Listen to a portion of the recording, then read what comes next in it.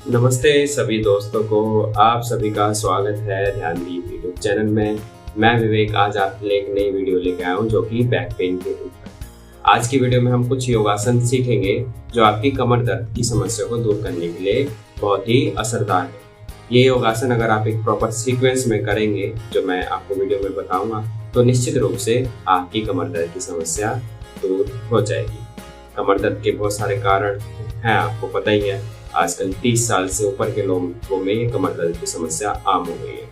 इसके जैसे कारण ये है कि हमारा पोस्चर सही नहीं है, हम गलत तरीके से बैठते हैं, हमारी लाइफस्टाइल सेडेंट्री हो गई है, मतलब हम अपना शरीर का इस्तेमाल कम करते हैं, कंफर्ट की आदत हमें पड़ गई है, हमारा खाना पीना भी सही नहीं है, न्यूट्रिशन डेफिशिएंट डाइट हो गई है, जंक फूड खाते हैं, बाहर का खाते हैं, उसकी वजह से बैक पेन हो जाता है। स्ट्रेस, टेंशन, एंजाइटी, डिप्रेशन ये भी बहुत बड़ा कारण है बैक पेन का। और कभी किसी को कुछ चोट लग जाती है, फ्रैक्चर हो जाता है, उसकी वजह से भी कमर में दर्द हो जाता है। तो ये सारी समस्या आपकी दूर हो जाएगी आप जब इस योगासन की सीरीज को देखेंगे। तो आपसे अगर कोई आसन नहीं हो पा रहा है तो आप उसको स्किप कर देंगे और उससे अगला योगासन करेंगे। तो एक प्रॉपर सीक्वेंस को आप फॉलो करेंगे तो निश्चित रूप से आपको आराम मिलेगा। तो चलिए आगे बढ़ते।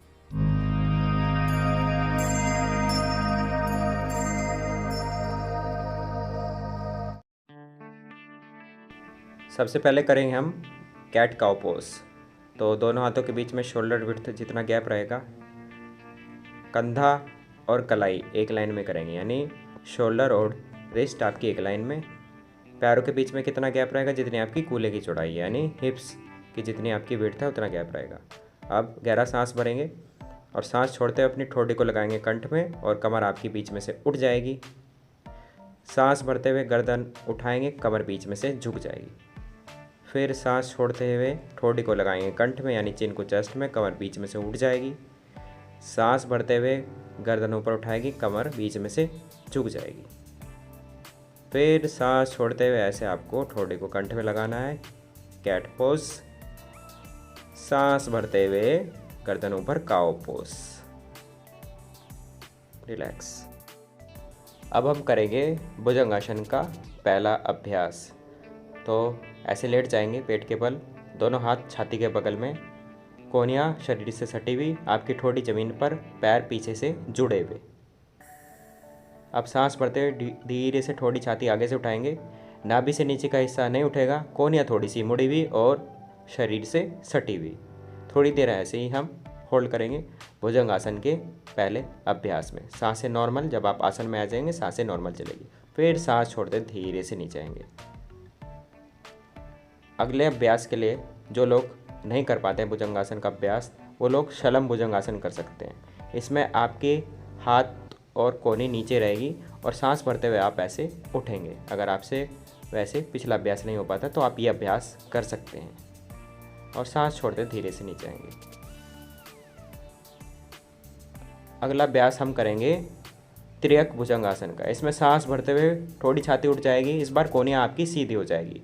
अब लेफ़्ट साइड से हम घूमेंगे, कंधे के ऊपर से अपने राइट लेग को देखेंगे और फिर धीरे से बीच से जाएंगे, राइट साइड से अपने गर्दन को घुमाएंगे और कंधे के ऊपर से लेफ़्ट पैर को देखेंगे। फिर लेफ़्ट से राइट पैर को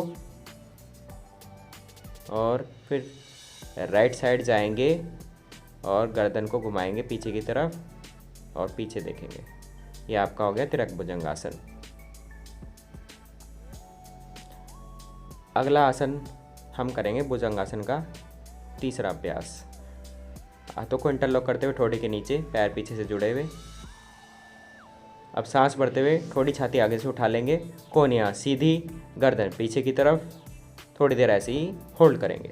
इस बार आपकी कोहनियाँ सीधी हो जाएगी और कमर को जितना मोड़ सकते हैं गर्दनों को उठाकर उतना आपको मोड़ना है और धीरे से सांस छोड़ते हैं वापस आएंगे। जब आप आसन में स्थिर हो जाएंगे तो ध्यान देंगे सांसें होल्ड नहीं करेंगे। अब अगले अभ्यास की तरफ हम बढ़ेंगे।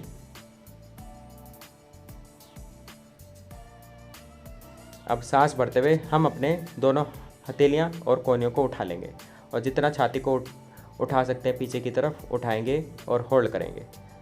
आसन में स्थिर होने के बाद सांसें आपकी नॉर्मल चलेगी और धीरे से सांस छोड़ते हुए ऐसे नीचे आएंगे। ये आपका हो गया भुजंगासन का अगला अभ्यास। अब दोनों हाथ हम कमर के पीछे, फिंगर्स को इंटरलॉक करेंगे। अब सांस भरते हुए थोड़ी छाती आगे से उठाएंगे। हाथों की मदद से छाती को जितना उठा सकते हैं उठाएंगे। पैर पीछे से जुड़े हुए और ज़मीन पर, कोहनी आपकी मुड़ेंगी नहीं। जितना उठा सकते हैं उठाएंगे। पेट के बल आने की कोशिश करेंगे, यानी शलभासन करेंगे हम। इससे आपके पेट पे जोर पड़ेगा, कमर पे भी आराम मिलता है। धीरे से सांस छोड़ते हुए नीचे आएंगे। अब हम करेंगे मकर आसन। ऐसे आप लेट जाएंगे और कोहनी आपकी ज़मीन पर, दोनों हाथ गाल पर होंगे। आप धीरे से एक एक पैर पीछे से उठाएंगे और अपने हिप्स पर लगाने की कोशिश करेंगे अपनी एड़ियों को। ये आपका होगा मकर आसन का पहला अभ्यास। एक एक पैर को आपको अपने हिप्स के पास लेके जाना है। फिर दोनों पैरों को एक साथ लगाएंगे। ये आपका हो गया मकर आसन का दूसरा अभ्यास। इससे काफ़ी आपको रिलैक्स मिलेगा। दोनों पैरों को जितना धीरे हो सके आप अपने हिप्स के पास, यानी एड़े को हिप्स के पास ऐसे लगाएंगे।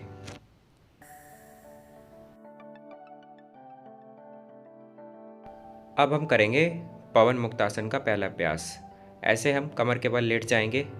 अब अपने राइट लेग को उठाएंगे, फिंगर्स को इंटरलॉक करते हुए घुटने के नीचे गहरा सांस भरेंगे और सांस छोड़ने के बाद अपनी ठोड़ी को लगाएंगे घुटने की तरफ। दूसरा पैर आपका सीधा स्ट्रेट ज़मीन पर होगा। थोड़ी देर ऐसे ही होल्ड करेंगे। सांसें नॉर्मल रहेगी आपकी आसन में जब आप होल्ड करेंगे।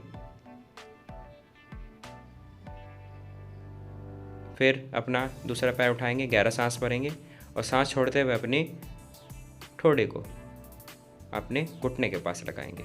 अगर गर्दन में ज़्यादा समस्या है तो आप गर्दन नीचे भी रख सकते हैं। अगर गर्दन में समस्या नहीं है तो आप ऐसे उठा सकते हैं। इसको बोलते हैं पवन मुक्तासन।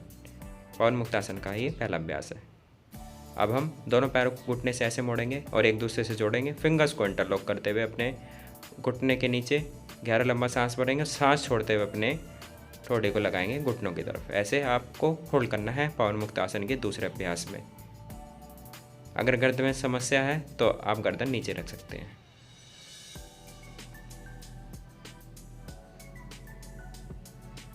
पर आपका पैर पेट के पास ही होना चाहिए या छाती के पास। और धीरे से हम ऐसे पवन मुक्तासन करने के बाद धीरे से लेट जाएंगे। अगले अभ्यास की तरफ बढ़ेंगे। अब दोनों हाथ बगल में शोल्डर लेवल पे खोल लेंगे, हथेली ज़मीन की तरफ। अब दोनों पैरों को ऐसे हम घुटने के ऊपर घुटना, एड़ी के ऊपर एड़ी, ऐसे राइट साइड ज़मीन पर टिकाएंगे। ध्यान देंगे आपकी गर्दन अपोजिट साइड होनी चाहिए। फिर बीच में लेके आएंगे। फिर आपके दोनों पैर लेफ़्ट साइड जाएंगे, घुटने के ऊपर घुटना, एड़ी के ऊपर एड़ी, गर्दन अपोजिट साइड यानी राइट साइड। ये आपका हो गया मर्कटासन का पहला अभ्यास। अब धीरे से दोनों पैरों में कुछ गैप देंगे। इतना गैप देंगे कि आप लेफ़्ट साइड जाएंगे तो आपका राइट घुटना लेफ़्ट की एड़ी पर होना चाहिए और आपकी गर्दन अपोजिट साइड। अब आप राइट साइड जाएंगे तो आपके राइट लेग की एड़ी के ऊपर आपका लेफ़्ट घुटना और राइट लेग आपका ज़मीन पर। ऐसे आपको मर्कटासन का दूसरा अभ्यास करना है। धीरे धीरे आप करेंगे तो आपकी कमर स्ट्रेच होगी।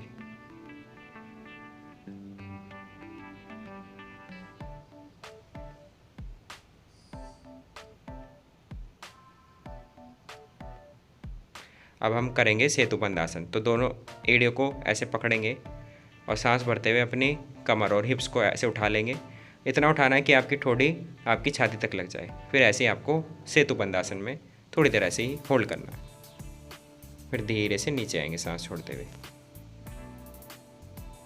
अगर आप नहीं कर पाते हैं, ऐसे एड़े को पकड़ के हाथ नहीं पहुंच रहे हैं, तो हाथों को नीचे रख सकते हैं या फिंगर्स को इंटरलॉक करते हुए अपने हिप्स को और कमर को उठा सकते हैं। और फिर गहरा सांस भरेंगे और सांस छोड़ते धीरे से नीचे आ जाएंगे। यह आपका हो गया सेतुबंध आसन। उसके बाद हम शवासन में लेट जाएंगे। दोनों पैरों के बीच में थोड़ा गैप रहेगा। हाथ शरीर से थोड़ी सी दूरी पर रहेंगे, हथेलियाँ आसमान की तरफ, आंखें बंद, बॉडी को बिल्कुल ढीला छोड़ेंगे, रिलैक्स करेंगे।